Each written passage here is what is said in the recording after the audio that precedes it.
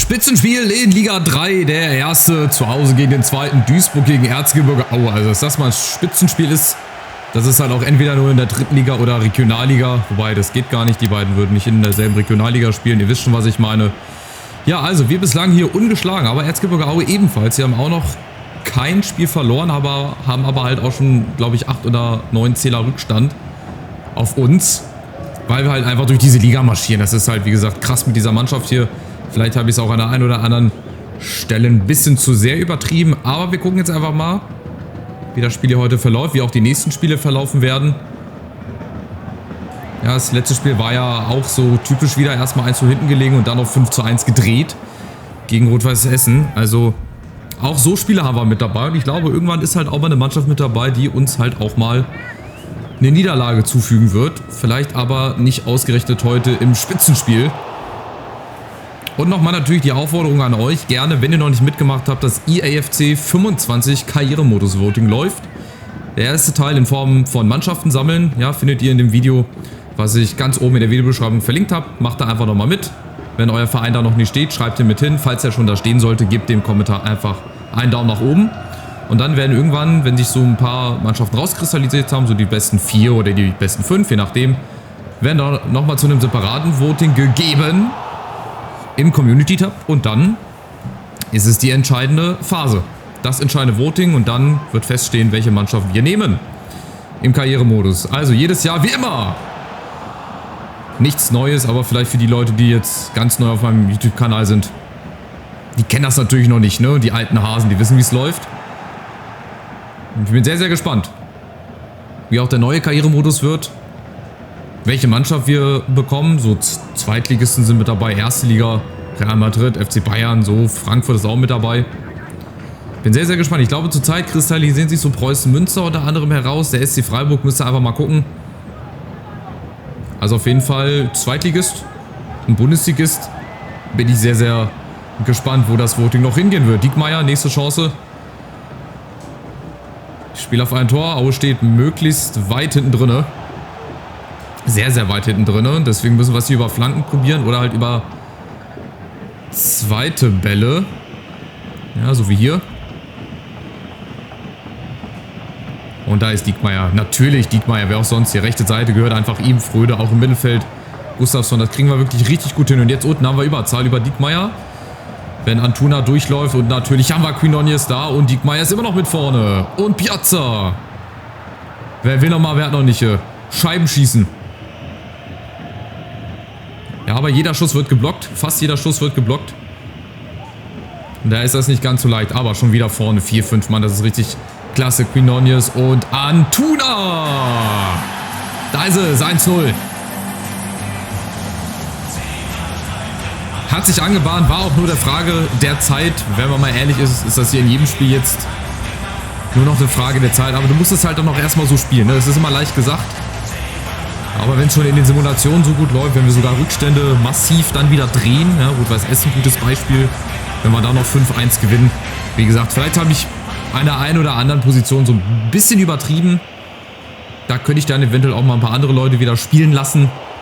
Aber zurzeit läuft es halt einfach und im Flow bleiben. Und das ist ja auch so ein bisschen die Herausforderung, hier eine ganze Saison lang mal ohne Niederlage zu bleiben. Das habe ich zum Beispiel auch noch nicht hinbekommen. Das wäre natürlich jetzt die Gelegenheit, hier mit Duisburg durchzumarschieren. Eine Unentschieden habe ich halt leider schon, also so ganz ohne Punktverlust wird es dann doch nicht gehen. Ja, aber 100 Tore zum Beispiel zu erreichen und wie gesagt halt mal ohne Niederlage, das wäre auch mal was Neues. Gut, mit der Mannschaft jetzt auch nicht besonders schwer dann, aber immerhin. Würde für die Geschichtsbücher festgehalten werden. Schauen wir mal, ob wir es überhaupt bis dahin schaffen. Und wieder, natürlich gehen wir da drauf. Quinonius im Doppelpass. Das war zu leicht. Zu schnell, aber wir haben den Ball schon wieder direkt zurück. Fröde will den Ball nicht abspielen, kein Problem. Gustafsson. Alonso im Mittelfeld, okay. Rosenlöcher, das sind auch Namen, ey, die gibt es auch nur hier in der dritten Liga. Aue kommt, aber Diekmeyer ist auch da. Da stehen ja schon die Schützen hier am Spielfeldrand. Hoffentlich haben wir hier eine gute Drainage in Duisburg. Ich schleiche mich wieder vorne weg. Wahrscheinlich kriege ich jetzt ein Gegentor dafür. Nein, Antuna, der hat jetzt ein bisschen Vorsprung. Oh, gegen Rosenlöcher. Der steht natürlich 1A, der hat ein super Stellungsspiel. Aber auch wir haben ganz, ganz schnelle Leute vorne. Oh, Quinones, der wäre natürlich wieder vorne gewesen. Piazza sticht da rein. Ja, ist auch kein Foul gewesen. Martin Mendel, der spielt auch schon gefühlt 100 Jahre da bei Erzgebirge Aue. Ich habe auch bei Erzgebirge Aue nie einen anderen Keeper gesehen, außer Martin Mendel heißt er, glaube ich. Ne? Der ist ungefähr auch schon seit 10, 20 Jahren gefühlt da. So, 5 Minuten noch bis zur Halbzeit. Aue mit der ersten Chance. Bär, Achtung. Aber Fröde. Nein, jetzt gibt es Elfmeter. Ach, du willst mich doch veräppeln. Weißt du, dafür gibt es dann wieder Elfer. Vorher haben sie nichts gemacht, nichts nach vorne. Und dann gibt es dafür einen Elfmeter. Gut. Muss ich nicht nachhaken. Das ist so hier bei EAFC. Da wird halt auch für solche Situationen Elfmeter gepfiffen. Jetzt haben wir Stefania gegen Malagon. Komm, Elfer hast du auch noch nicht gehalten. Nein, das ist ja easy peasy. Den hätte ich auch mit meiner Badekappe gefangen. Was ist das denn? Also das war wohl ein lächerlicher Elfmeter. Und jetzt muss Aue aufpassen, dass sie hier keinen Platzverweis kriegen. Nein. Aber auch nicht mal gelb, ne? Also hier, der Schiri nimmt schon einen leichten Einfluss hier auf das Spiel. Elfmeter muss es halt nicht wirklich geben, aber das Tor jetzt, das muss es auf jeden Fall geben, wenn es denn fällt. Quinones, schade, aber der Elfmeter, wie gesagt, der war ziemlich schlecht geschossen. Den hätte vielleicht sogar ich noch irgendwie gehalten. Weiß ich nicht. Piazza, nächste Chance, wieder Mendel unter Spitzenwinkel. Reyes, Innenverteidiger. Den müsste ich jetzt mal irgendwie angeflankt bekommen. Da hinten ist er, glaube ich, ne, mit seinen gelben Schuhen. Aber wer kommt ran? Quinones. Ja, der ist auch überall. Der hat, glaube ich, 10 Tore in 6 Spielen oder 7 Spielen. Ja, ist halt auch irgendwo folgerichtig, dass er dann Torschützenkönig bislang ist. Also 1:0 zur Pause. Schönes Spiel. Mehr in die eine Richtung als in die andere Richtung. Aber Aue hatte auch 14 Schüsse. Um Gottes Willen.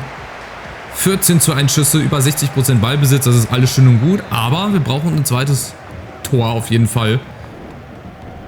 1:0 immer sehr gefährlich.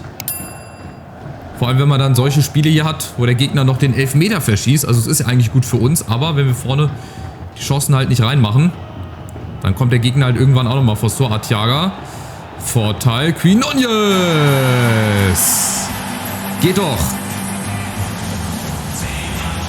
Ganz easy peasy. Außen einmal durchgesetzt. Vorteil laufen gelassen. Auch richtig stark. Und der Schuss, der geht halt auch nicht immer rein. Also ein Keeper in der zweiten Liga oder auch in der Bundesliga, der hält den Ball natürlich.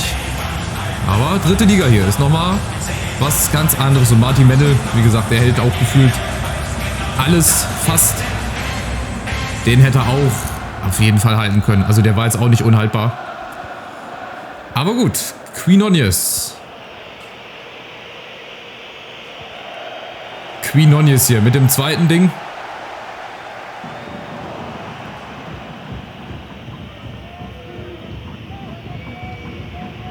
Und somit nun also jetzt die ganz komfortable Führung jetzt. 2:0 direkt nach der Pause. Jetzt muss ich mal gucken, ob da überhaupt noch was kommt von Erzgebirge Aue oder ob wir hier dann rechtzeitig den Deckel drauf machen oder nicht. Vielleicht, das habe ich mir jetzt auch spontan gedacht, wenn wir hier so leicht durchkommen, vielleicht werde ich auch schon ein paar Spieler wieder verkaufen zum Winter und dafür dann versuchen, ja gut, feste Spieler, also im Prinzip Spieler, die dann mehr als ein Jahr hier bleiben, irgendwie zu holen. Dann vielleicht auch richtige Spieler vom Transfermarkt, irgendwie, keine Ahnung, vom Drittligisten, Zweitligisten oder so. Weil das mit diesen freien Spielern, das ist vielleicht, klar, auf der einen Seite total unfair. Natürlich ist das total overpowered hier in der Liga.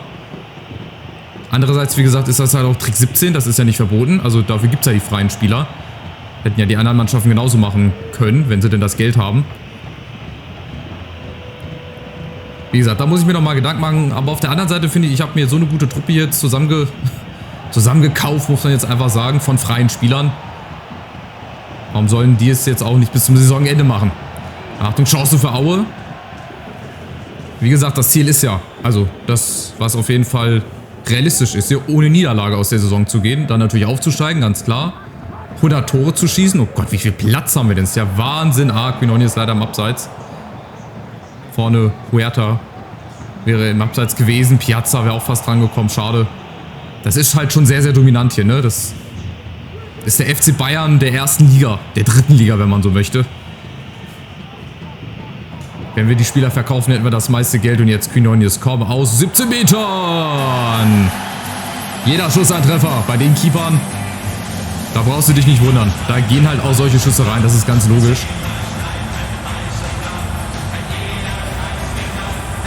Ja, aber schön gemacht. Aber ihr seht, dieses Pressing, das funktioniert halt.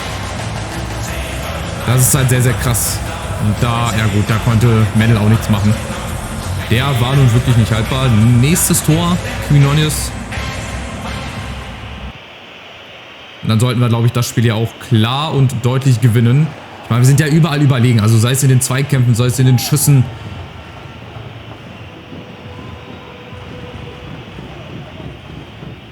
Wenn das der MSV sich hier mal angucken würde, in echt, die müssten mehr in Mexiko, ja, abseits, die müssten mehr in Mexiko scouten. Schönes Tor. Aber abseits. Von Bär, glaube ich. Kann das sein? Ist ja auch egal, auf jeden Fall. Schöner Schuss, aber Gott sei Dank abseits. Und das war Bär, ja. Es wäre das schöne Tor von Bär gewesen. So, wir jetzt wieder mit Arteaga. Huerta vorne läuft da durch. Oh, da hinten kommt Antuna. Wieder Quinones, Gustafsson aus dem Rückraum. Aber da geht auch halt nicht jeder Schuss rein, beziehungsweise nicht jeder Ball. So, Aue kommt, Wehkamp, Alonso. Immer noch der namhafteste Spieler hier wahrscheinlich. Und wieder abgefangen. Und nächster Ball nach vorne, Huerta. Quinones, andere Seite, Huerta, wenn er durchläuft. Ja, oder? Arteaga nimmt er mit. Und jetzt Huerta, nee. Dann klappt doch auch nicht jeder Ball hier, aber so gut wie.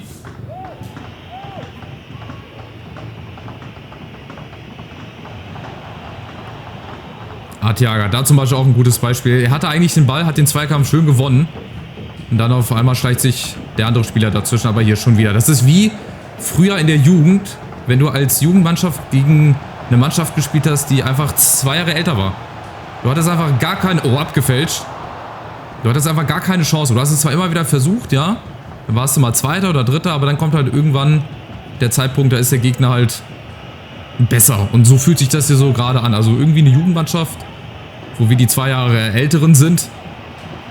Die anderen versuchen zwar, hatten die Chance hier auch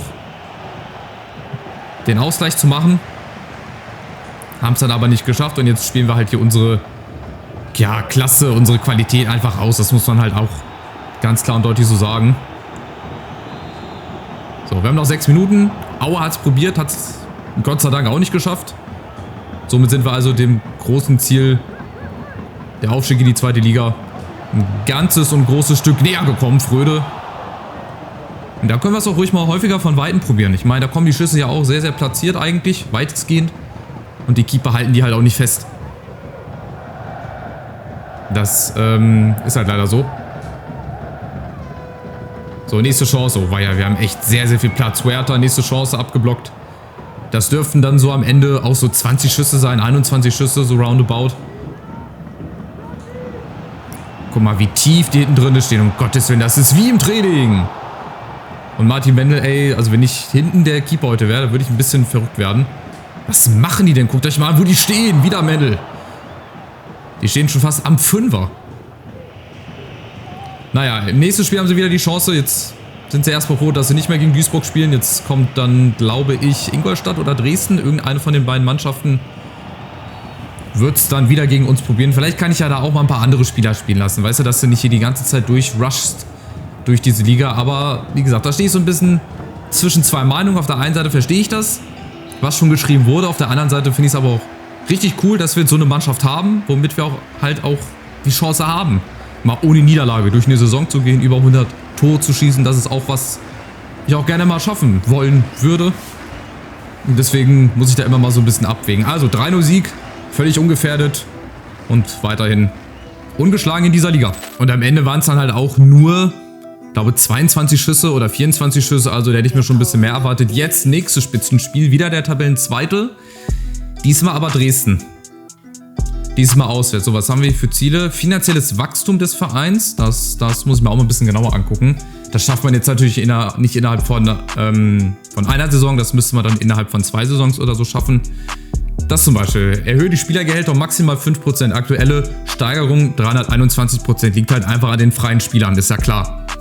Dass das ganz leicht über den Finanzen liegt, die wir eigentlich erreichen sollen. Dann hier Mittelfeldplatz belegen auf Rang 1. Langfristig über 2 Drittligasaisons im Aufstiegsrennen dabei sein. Verbleibende Saisons 2. Das werden wir auch diese Saison locker schaffen. Markenpräsenz haben wir schon geschafft.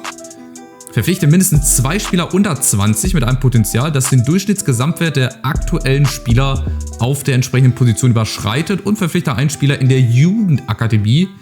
Position Verteidiger. Vorstandsvertrauen müsste eigentlich, wie gesagt, vollkommen da sein. Also diese aktuelle Steigerung von 321%, das verfälscht natürlich so ein bisschen dadurch, dass wir uns halt freie Spieler gekauft haben oder geholt haben. Option ist aber immer noch da, dass wir die im Winter einfach verkaufen und dafür dann neue Spieler holen, die dann halt nicht nur für ein Jahr bleiben, die halt einen 2-3-Jahres-Vertrag unterschreiben. Aber das muss ich mir halt nochmal überlegen, weil es macht halt auch so Spaß. Ich kann es nur nochmal betonen, dass wir jetzt die Chance haben, mit dieser Truppe wirklich mal ungeschlagen durch die Saison zu gehen. Und am besten machen wir in Dresden dann weiter. Es sieht natürlich gut aus. Ich meine, wir müssen mal gucken hier. Wir haben jetzt schon 11 Punkte Vorsprung, 35 Tore nach 12 Spielen. Rechnet das mal hoch. Nach 24 Spielen hätten wir 70 Tore. Nach 36 Spielen hätten wir da schon 105 Tore, wenn wir jetzt in diesem Rhythmus weitermachen. Aber so ist es halt, ne? Unten haben wir dafür Ferl, Freiburg 2 und Ingolstadt. Gegen die spielen wir jetzt auch, glaube ich, demnächst. Wir können ja auch mal auf die anderen Wettbewerbe gucken. Ja, Relegation brauchen wir noch nicht. Wir gucken mal in die Champions League, da sind wir ja noch nicht mit dabei, aber da würde Duisburg auch irgendwann mitspielen. Gibt es hier eine Überraschung? Ja, Union vor Real, Feyenoord Atletico, PSG Newcastle, Dortmund. Da ist auch schon die Hälfte gespielt. City Leipzig. Ich wollte eigentlich mal in die Bundesliga gucken. Und auch so in die zweite Liga, was denn dann so theoretisch unsere nächsten Gegner wären in den nächsten Saisons. Dazu müssen wir hier hin, andere Ligen. Und dann machen wir einfach mal kurz in die Bundesliga. Da ist Bayern Erster. Oh, weia, guck mal, bei denen ist das noch heftiger. Die haben 10 Siege aus 10 Spielen. Frankfurt Zweiter, Mainz Dritter. Okay, irgendeine Mannschaft gehört da nicht hin. Fragt mich nur wer. Stuttgart Sechster, Dortmund Leverkusen. Das sieht alles noch gut aus. Leipzig Zehnter. Ja, finde ich auch nicht schlecht. Könnten auch noch ein paar Plätze nach unten. Heidenheim, Darmstadt und Wolfsburg. Ist auch ganz, ganz wild. Wobei Darmstadt, Wolfsburg und Bochum haben noch ein Spiel weniger. Und Bremen unter anderem. Also, das ist auch immer sehr, sehr wild hier. Zweite Liga wahrscheinlich genauso. Da ist der KSC oben und Hertha, Hannover, Düsseldorf, Hamburg, Braunschweig ist hier die Überraschung. 6. Platz, Schalke 8. Ja, absteigen würden Elversberg und Rostock. Osnabrück eventuell, Relegation. Also ihr seht, es ist auch in den anderen Ligen ein bisschen kurios, aber bei uns, wie gesagt, da mache ich auch gar keinen Hehl drum. Da möchte ich mich auch gar nicht rausreden. Ja, aber ich habe sowohl die Pro-Argumente jetzt gebracht, ja, als auch die Kontra-Argumente. Ich glaube, dass ihr auch auf beiden Seiten mitgehen könnt. Also, nächster Part, nächstes Spitzenspiel gegen Dresden. Mal gucken, ob es auch so locker flockig von der Hand geht wie gegen Erzgebirge Aue. Seid auf jeden Fall wieder mit dabei, würde mich freuen, und schaut gerne nochmal in dem Video, das ganz oben in der Videobeschreibung steht, vorbei. Würde mich auch sehr, sehr freuen, wenn ihr da nochmal mitmacht bei dem EAFC 25 Voting. Jetzt bin ich raus, macht's gut, bis zum nächsten Part und bleibt gesund. Ciao, ciao.